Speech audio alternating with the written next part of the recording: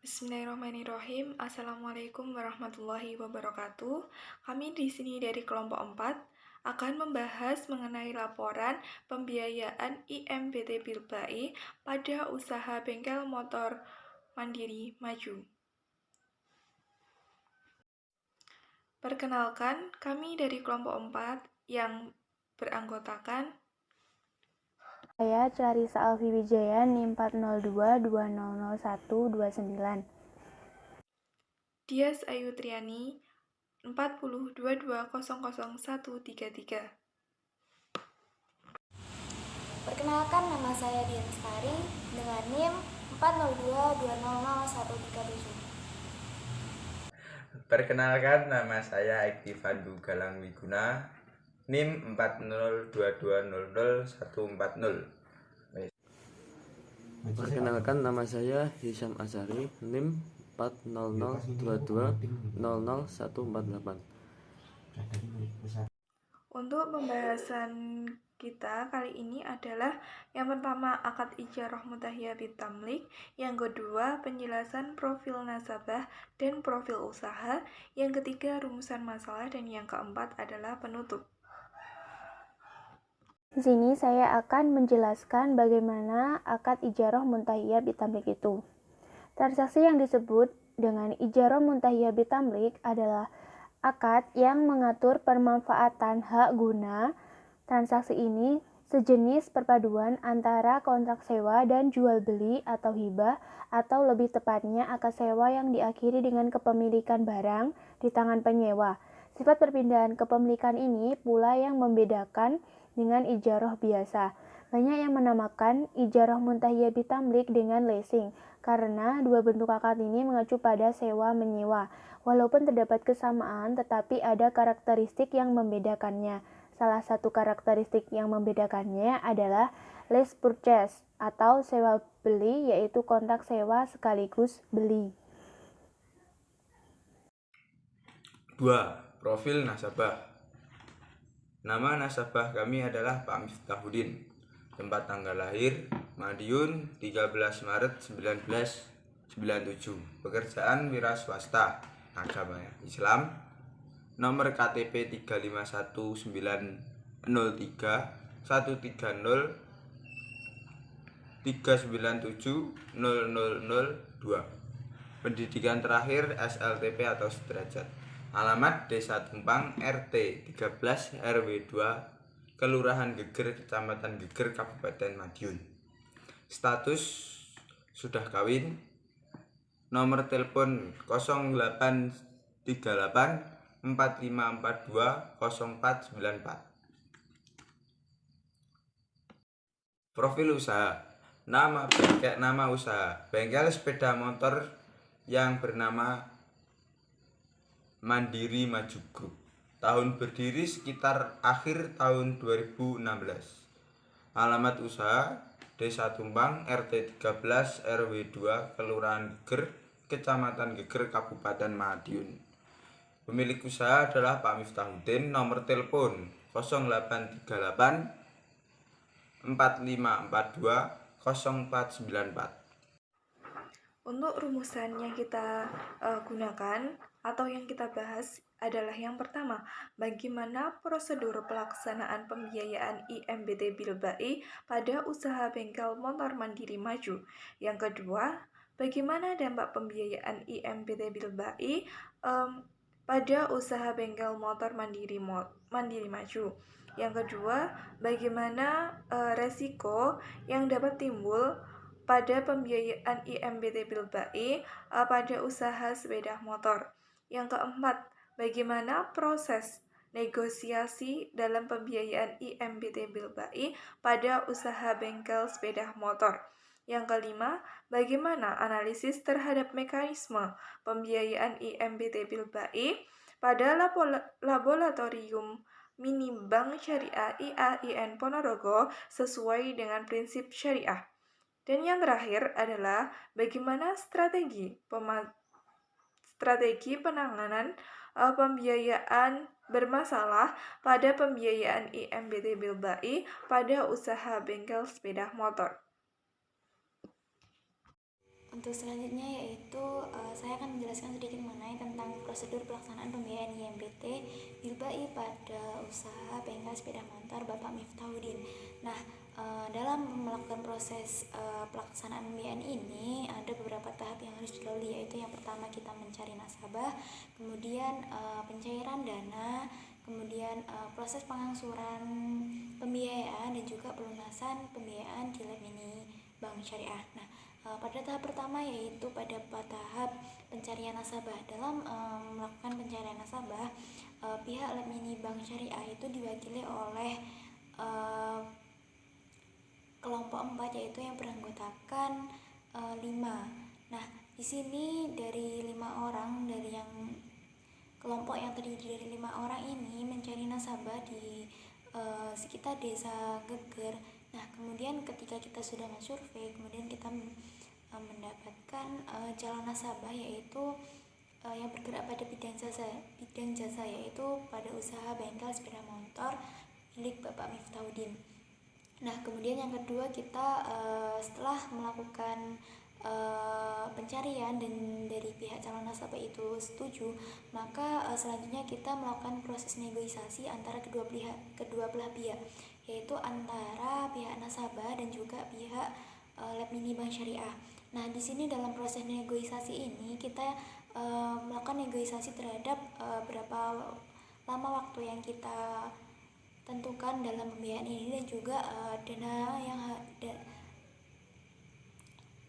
yang diajukan untuk melakukan pembiayaan ini. Nah, pada proses negosiasi kali ini kita menghasilkan beberapa kesepakatan, yaitu yang pertama itu untuk pembiayaannya itu dilakukan selama 3 bulan. Nah, dalam proses angsurannya itu dalam 1 bulan itu dilakukan 2 kali. Jadi nanti misalkan untuk proses angsurannya itu secara total itu dilakukan 6 kali. Nah, kemudian untuk yang kedua, kesepakatan kedua yaitu dana yang dibutuhkan oleh pihak nasabah yaitu sebesar 450.000 yang digunakan untuk membeli alat sepeda motor yang digunakan untuk proses usaha tersebut. Kemudian untuk yang ketiga yaitu kami mewakili dari pengelola usaha atau pemilik usaha Bapak Miftahudin, kami melakukan pengajuan pembiayaan IMBT Bilbai ini di Lab Mini Bank Syariah IAIN Ponorogo. Nah, dengan dalam proses pengajuannya kita mengisi formulir dengan persyaratan yaitu fotokopi KTP, fotokopi KK, dan fotokopi tabungan yang digunakan dalam pembiayaan tersebut. Kemudian yang keempat yaitu pihak Lab Mini Bank Syariah atau yang mewakili kita dari kelompok 4 yang beranggotakan 5 itu melakukan analisis 5C dan 1S yang mengecek di mana kita menganalisis bagaimana pihak nasabah itu layak untuk kita biayai dalam pembiayaan IMBT Bilbai ini. Kemudian yang selanjutnya yang ke tahap yang kelima yaitu pihak Lab Mini Bank Syariah IAIN Ponorogo itu memproses pengajuan pembiayaan tersebut.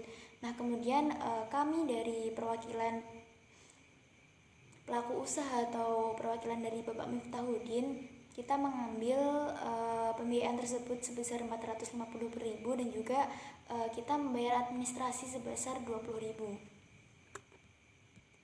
Kemudian tahap yang keenam yaitu dana pembiayaan tersebut setelah kami mengambil proses pencairan dana di Lab Mini Bank Syariah, kita melakukan serah terima kepada pengelola usaha bengkel, yaitu kita memberikan uang tersebut untuk digunakan untuk menunjang kegiatan usahanya.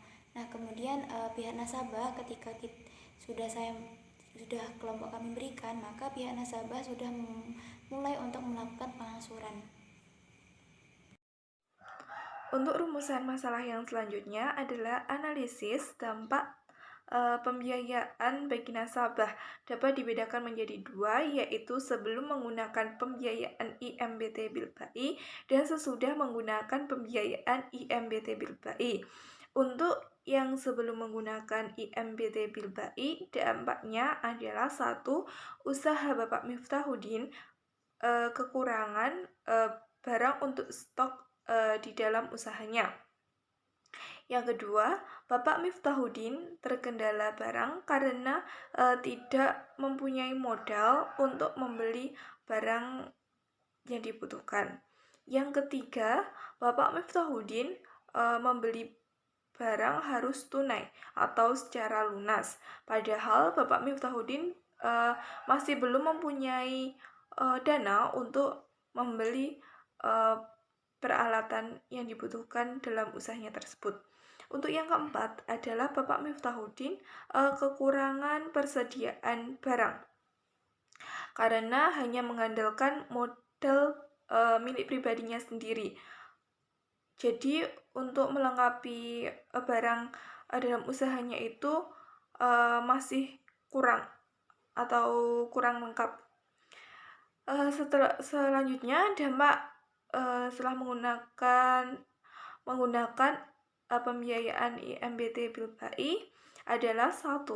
Pada usaha Bapak Miftahuddin mengalami suatu kemajuan dan perkembangan untuk penjualan pun meningkat, dan sekarang Bapak Miftahuddin di usahanya itu mengalami peningkatan atau sudah lengkap. Dan yang kedua adalah Bapak Miftahuddin sangat terbantu dan mengalami peningkatan sehingga dia dapat membiayai kebutuhan keluarganya. Yang ketiga, Bapak Miftahuddin sangat terbantu karena tidak terlalu keberatan dalam membeli barang yang dibutuhkan tersebut. Karena Bapak Miftahuddin membeli barang tersebut dapat dicicil. Dan yang terakhir adalah Bapak Miftahuddin mendapatkan keuntungan yang lebih besar dibandingkan dengan sebelumnya sebelum menggunakan pembiayaan IMBT Bilbai ini pada usaha bengkel motornya tersebut. Nah, selanjutnya saya akan membahas mengenai rumusan masalah saya yang saya angkat pada laporan praktik mikrobank syariah yang keempat ini. Nah, rumusan masalah saya yang saya angkat yaitu resiko yang timbul pada pembiayaan IMBT Bilbai pada usaha bengkel sepeda motor Bapak Miftahuddin. Nah, dapat ditarik kesimpulan bahwasanya resiko yang timbul pada pembiayaan IMBT Bilbai ini pada usaha bengkel sepeda motor Bapak Miftahuddin yaitu terjadinya pembiayaan macet. Nah, kendala ini mungkin dipengaruhi oleh adanya pembayaran yang tidak stabil, yang mana harus dilakukan selama 6 kali, namun pada kenyataannya dilakukan selama 8 kali. Nah, dari hasil analisis yang saya buat itu faktor yang melatar belakangi hal tersebut yaitu dari pelaku usaha yaitu Bapak Miftahuddin itu mengalami kendala yaitu dalam pendapatannya itu tidak sesuai dengan sebelum-sebelumnya. Nah, faktor tersebut juga yang melatar belakangi adalah karena adanya pandemi COVID-19 yaitu adanya pembatasan kegiatan masyarakat khususnya pada pelaku usaha atau pelaku UMKM. Nah, dari pandemi COVID-19 tersebut Bapak Miftahuddin dari segi pelanggan itu tidak serami sebelum COVID-19, yang mana pada COVID-19 ini pendapatan yang dihasilkan itu jauh dari pendapatan yang sebelum-sebelumnya, sehingga dalam melakukan angsuran di Lab Mini Bank Syariah YIN Ponorogo, Bapak Miftahuddin terdapat kendala tersebut. Namun hal tersebut tidak membuat Bapak Miftahuddin untuk melakukan tanggung jawabnya. Bapak Miftahuddin tetap melakukan tanggung jawabnya untuk melakukan pengangsuran di Lab Mini Bank Syariah walaupun tidak sesuai dengan akad yang kita sudah disepakati di awal. Nah, dari hal tersebut Bapak Miftahuddin itu membayar angsuran selama 8 kali. Nah,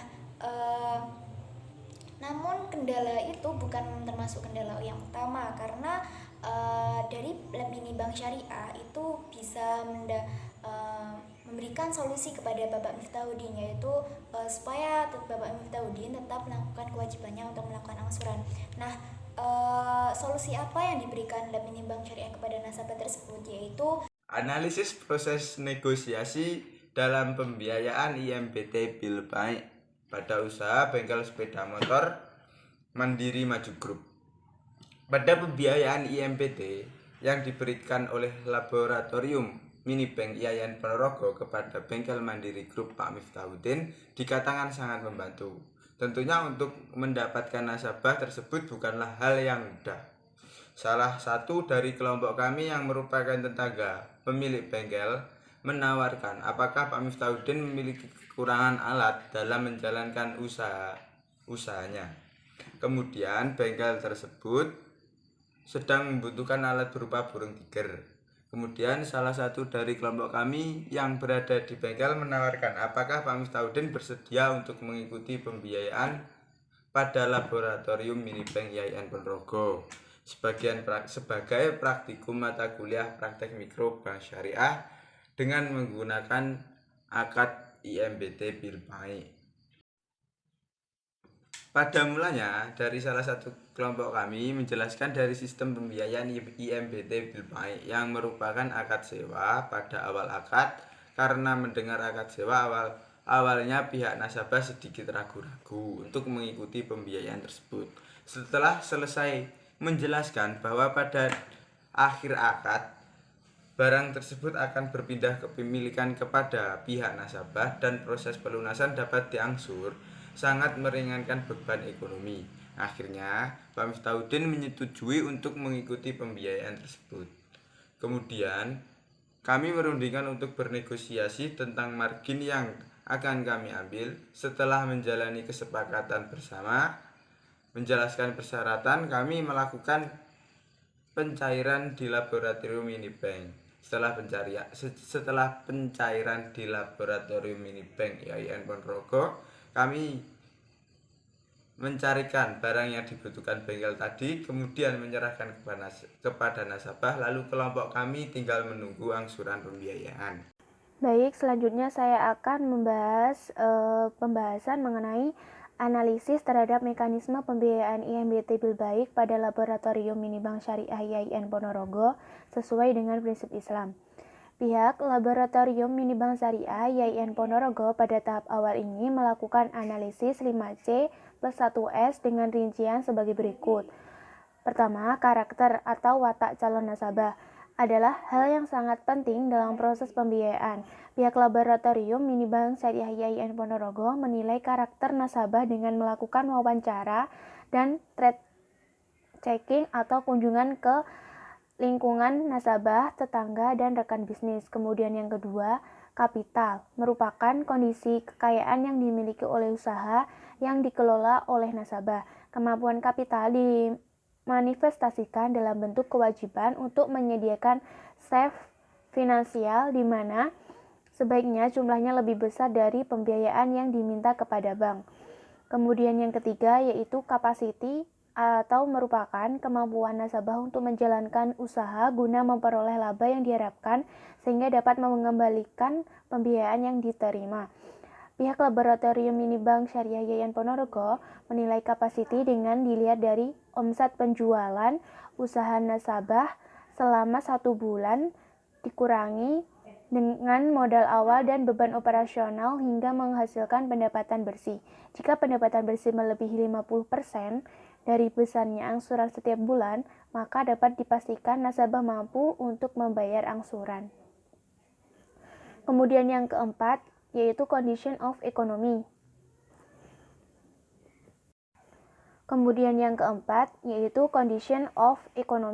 Condition of economy merupakan kondisi usaha nasabah yang dipengaruhi oleh situasi sosial dan ekonomi. Pihak Laboratorium Minibank Syariah Yayan Ponorogo menilai kondisi ekonomi calon nasabah dengan melihat bagaimana usaha yang dijalankan oleh nasabah. bagaimana daya beli masyarakat pada usaha tersebut, dan bagaimana bentuk persaingannya. Hal tersebut dijadikan penilaian oleh pihak bank dalam menganalisis kondisi ekonomi calon nasabah ke depannya agar tidak terjadi kemacetan dalam pembayaran angsuran. Kemudian yang kelima, kolateral atau agunan. Kolateral atau agunan merupakan aset atau benda yang diserahkan oleh nasabah sebagai jaminan terhadap pembiayaan yang diterimanya. Dalam ini, pihak Laboratorium Mini Bank Syariah YIN Ponorogo tidak meminta jaminan berupa barang bergerak maupun tidak bergerak, tetapi jaminan atas pembiayaan yaitu usaha calon nasabah yang terus berjalan selama masa pembiayaan berlangsung. Kemudian yang keenam atau yang terakhir yaitu syariah. Syariah merupakan prinsip yang harus ditaati oleh nasabah dalam menjalankan usahanya. Dalam hal ini, pihak Laboratorium Mini Bank Syariah YIN Ponorogo akan melihat bagaimana penerapan prinsip syariah dalam usaha nasabah dengan melihat dari barang dagangannya yang dijual dan transaksi yang dilakukan dengan pelanggan harus sesuai dengan prinsip-prinsip syariah. Proses pada tahap ini dilakukan dengan pemeriksaan langsung di tempat usaha dan tempat tinggal calon nasabah, serta pemeriksaan secara administratif terhadap catatan keuangan usaha nasabah dan dokumen-dokumen pelengkap lainnya. Pengawasan ini dimulai dari saat pencairan nasabah hingga negosiasi dengan nasabah. Pembiayaan IMBT Bilbai pada usaha bengkel milik Pak Miftahuddin ini sudah menerapkan dan mengacu pada prinsip Islam, baik dalam hal rukun-rukun dan syarat-syarat hukum Islam dan fatwa DSN MUI. Kemudian rumusan masalah kedua saya yaitu strategi penanganan pembiayaan bermasalah pada pembiayaan IMBT Bilbai pada usaha sepeda motor Bapak Miftahuddin di Lab Mini Bank Syariah YIN Ponorogo. Upaya yang pertama yaitu upaya untuk mengantisipasi pembiayaan bermasalah. Secara umum, penanggulangan pembiayaan bermasalah dapat dilakukan melalui upaya-upaya yang bersifat preventif dan represif. Kemudian, apa saja upaya tersebut, yaitu upaya yang bersifat preventif atau bisa disebut pencegahan, dapat dilakukan oleh pihak bank sejak permohonan pembiayaan diajukan nasabah. Pelaksanaan analisa yang lebih akurat terhadap pembiayaan hingga sampai pemantauan atau juga pengawasan terhadap pembiayaan. Sedangkan upaya yang bersifat represif atau kuratif adalah upaya-upaya penanggulangan yang bersifat penyelamatan atau penyelesaian terhadap pembiayaan yang mengalami masalah. Kemudian yang kedua yaitu upaya-upaya penanganan masalah tersebut. Yang pertama yaitu penjadwalan kembali atau rescheduling, yaitu perubahan jadwal pembayaran kewajiban nasabah atau jangka waktunya itu dapat dirubah. Yang kedua yaitu persyaratan kembali atau recondition, yaitu perubahan sebagian atau seluruh persyaratan pembiayaan, antara lain perubahan jadwal pembayaran, jumlah angsuran, jangka waktu, dan pemberian potongan sepanjang tidak menambah sisa kewajiban nasabah yang harus dibayarkan kepada bank. Kemudian yang ketiga yaitu penataan kembali atau restructuring, yaitu perubahan persyaratan pembiayaan tidak terbatas pada rescheduling atau reconditioning. Sekian presentasi dari kelompok kami. Ada kurang lebihnya mohon maaf. Assalamualaikum warahmatullahi wabarakatuh.